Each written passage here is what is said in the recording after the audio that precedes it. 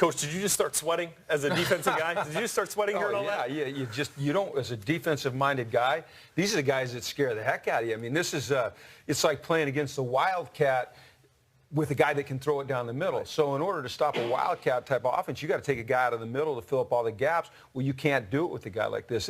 There's some great qualities here. This is a 20-year-old. He didn't turn 21 until October.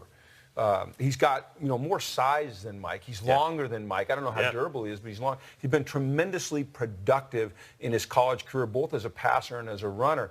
And, Bucky, you said it. If he goes to the right team and they use him the right way and they build on the confidence that is innate to him and they don't break him down, he can be tremendously successful in this league.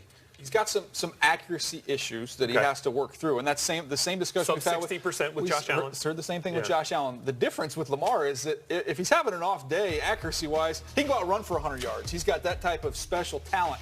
My biggest concern with him is just the way that he plays. We've seen it so many times that guys that run as much as he did, he's got more rushing yards and touchdowns than Saquon Barkley over the last 2 years. So he has ran the ball a bunch.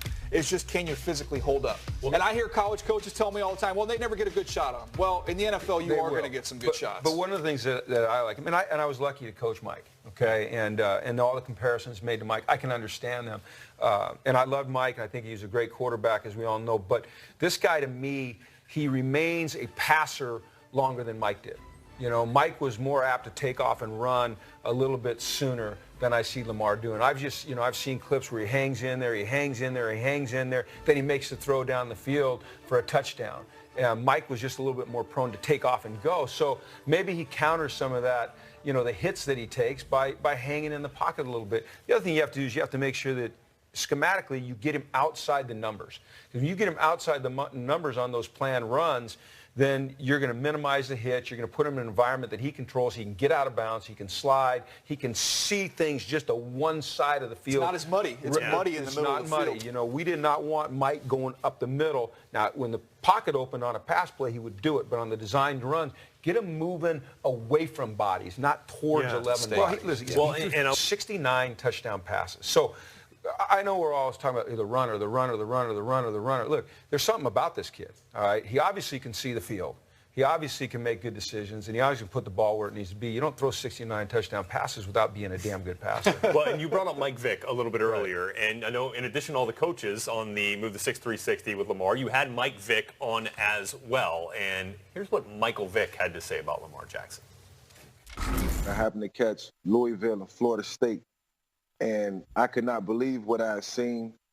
I could not believe the things that he was able to do. It was a spitting image of me. And the only thing that came to my mind was this kid is 5 times better than what I was when I was at Virginia Tech. And his game really showed that he had what it takes to play on the next level. Even at that time, if I was the GM, I would draft him. Whether it's the first round or fourth round, you look at all the quarterbacks coming out in the draft, they're all projects. Nobody's guaranteed to do anything. So, Coach, that's Mike Vick's thoughts. He says he thinks Lamar Jackson right now is a better player than he was at that time. You agree? All I remember about Mike Vick is that dang Sugar Bowl. Pretty darn good. That was pretty darn good. But I'll tell you what, if Mike is saying that this kid's a better player than him, I think it says 2 things. Number 1, that Mike is very humble. Yeah. And number 2, that this kid's a pretty darn good player, to get that from Mike. He was the number 1 overall pick. Yeah. Why aren't we talking about Lamar Jackson? Tailored to the player. Well, Bucky, it's a players' league. I mean, players win games, not coaches. Coaches being able to put their ego aside and conceptualize to what the players do best on their squad is what's going to help you have success.